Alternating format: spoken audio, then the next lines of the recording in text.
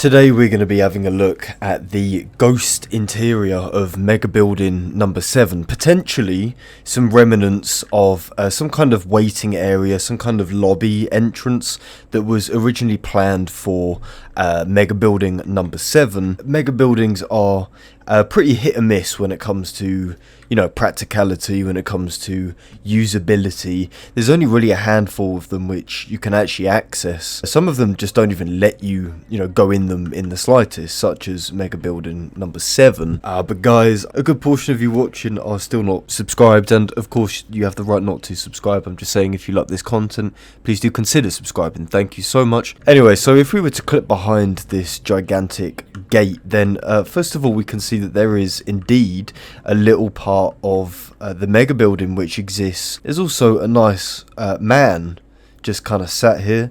He is evidently lacking a house, and there's nothing wrong with that. If we were to follow the steps up a little bit, we can see again that there's weird things going on with this place. There's little bits of signage, there's NPCs that are spawning all the way in here. It's pretty evident that something is going on with Megabuilding number 7. It's almost like the actual structure of the building doesn't match up properly either. Like, for example, we have the edge of the building here, and you can even look out. You can look out and see Night City. You can look out and see these garages, as if this was supposed to be, how the structure is laid out. But then all of a sudden you have this kind of fake wall that's just been put in here. It's all very shabby, evidently. The further you go into this place, the less it begins to make sense.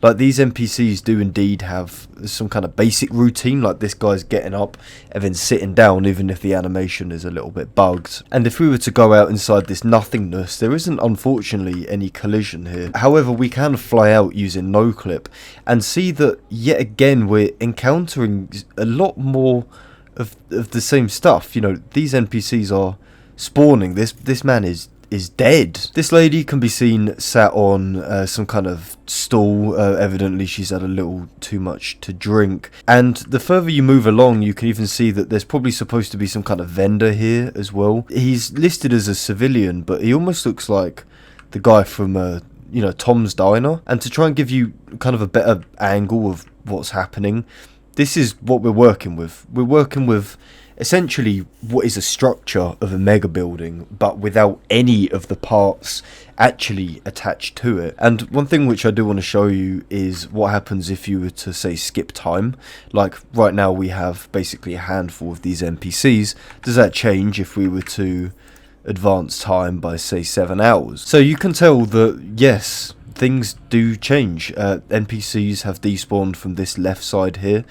Our vendor has also despawned, but in his place is now a woman leaning on a counter, leaning on something which evidently is supposed to be in the game. The NPCs in this mega building have some kind of day-night cycle. They have some kind of routine. I know I sound like an absolute broken record right now, but this is literally insane. Like, what the fuck? You've probably spied that even though this mega building doesn't exist, it does actually have a little sort of elevator structure which exists in the mega building, and it's pretty easy to look at this and be like, oh fuck, that's certainly an indicator that this was supposed to be playable. I hate to be the bearer of bad news, but every single mega building, usable or not, has this built into them. Eventually this does actually lead inside the mega building itself. I don't really understand how game development works, but evidently mega buildings very much have these weird kind of squares inside of them, which I don't know what they're used for. But the crux of what I'm trying to say is that even though there is an elevator shaft in here, even though there is some of these weird squares and whatnot, it doesn't mean that the entire mega building was featured in here. But clearly the ground floor at the very least was planned. Megabuilding number 7 also has an extremely detailed and usable roof. Not entirely sure what the point of this is about. This is weird because not all mega buildings have this, only like a select few do. Generally speaking, this place works. Like, you can run all the way around here, and everything has collision like you'd expect. Quite truthfully, I don't have a fucking clue. I don't have a clue why there's a perfectly detailed roof on this mega building. I don't know. I wish I had an answer for you, but it's incredibly bizarre because so many of them don't have this in the slightest. Like, for example, mega building number 10, or V's mega building, which I would have thought would have a similar kind of thing because, you know, it's a usable mega building, doesn't even have a goddamn roof. Look, and there's absolutely nothing up here. Like, it's incredibly low res.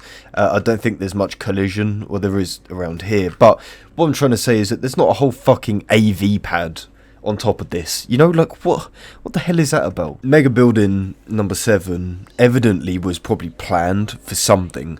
And can I say as well that even though a lot of these mega buildings are indeed copied and pasted, none of them apart from this one have these weird spawning NPCs inside of the lobby area. Something was here, some kind of environment was here, or at the very least NPCs were placed here, and then something happened in development, something got cut out. Maybe this was to do with a gig, maybe. I would say more safely this was to do with just one of these mega buildings that you can enter but can't go into the lift itself, so it's basically just a lobby area. It could be similar to that as well. Maybe that was the original plan. But ultimately it does conclude that, yeah, there is a little bit of weirdness going on behind closed doors, and I think that's pretty interesting. So let's leave it there. So thank you very much for watching this video. If you enjoyed, leave a like on it, and as always, I'll catch you lot in a bit.